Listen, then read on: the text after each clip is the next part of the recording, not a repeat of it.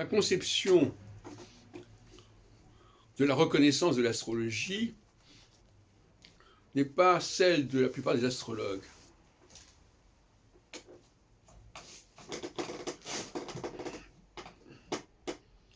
Je pense que la solution pour l'astrologie, c'est de se formuler d'une telle façon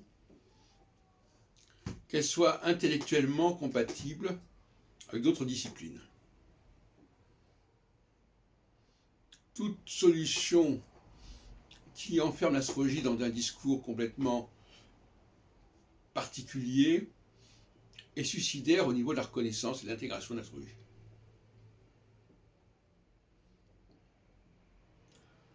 Où est-ce que je veux en venir?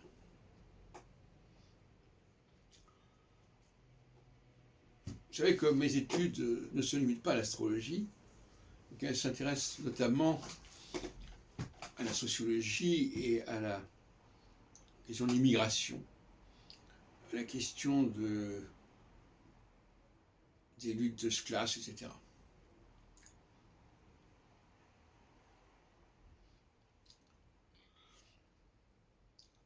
Et même à la limite, au niveau du judaïsme, la question qui se pose, c'est pourquoi le judaïsme s'est mieux intégré en France que l'islam, par exemple. C'est tout simplement parce qu'il est perçu comme moins étranger. Et qu'un savoir qui est perçu comme étranger ne pourra jamais être accepté, finalement. Quelles que soient les preuves de ce qu'on peut apporter à son propos.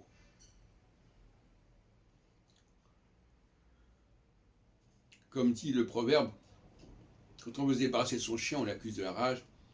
Quand quelqu'un ne vous plaît pas et ne vous correspond pas, tous les prétextes sont bons pour le rejeter. Et toutes les demandes de preuves sont vaines, finalement.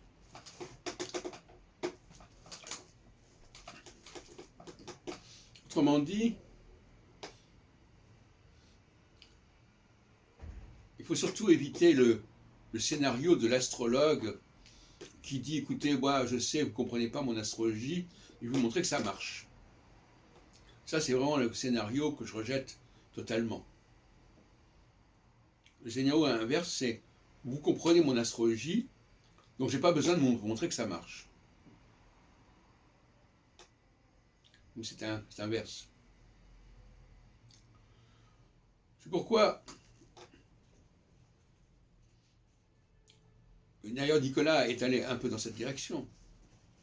Il avait compris qu'il fallait que l'astrologie change de langage et pas aller assez loin, et il n'a pas assez élagué l'astrologie, piégé qu'il était par son rapport à l'astronomie. Il voulait absolument que tout ce qui était en astronomie au niveau du système solaire soit validé et intégré par l'astrologie. Grave erreur.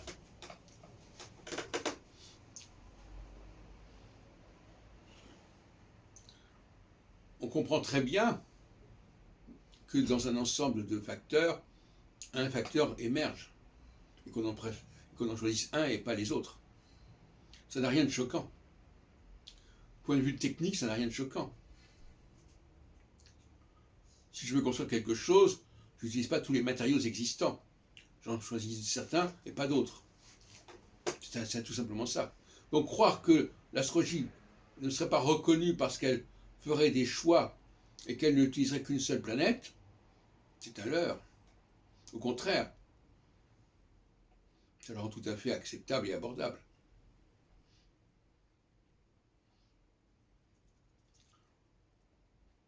Donc, la voie que je propose, mais ça coûte cher évidemment aux astrologues, c'est, notamment quand ils parlent de prévision, qu'ils aient un langage audible sur la prévision.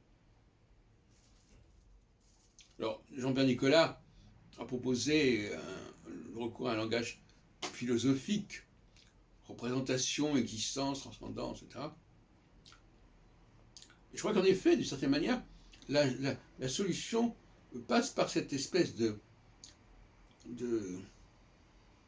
de sortie du ghetto du langage astrologique, du langage mythologique.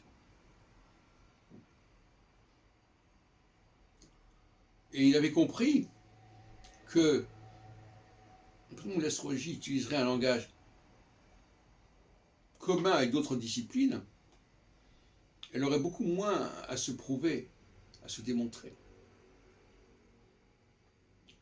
D'ailleurs, quand on y réfléchit bien, l'astrologie conditionnaliste, elle ne cherche pas à démontrer quoi que ce soit, puisqu'elle fait la part de l'interdisciplinarité, elle fait la part des facteurs qui rentrent en jeu, et où l'astrologie n'est pas toute seule.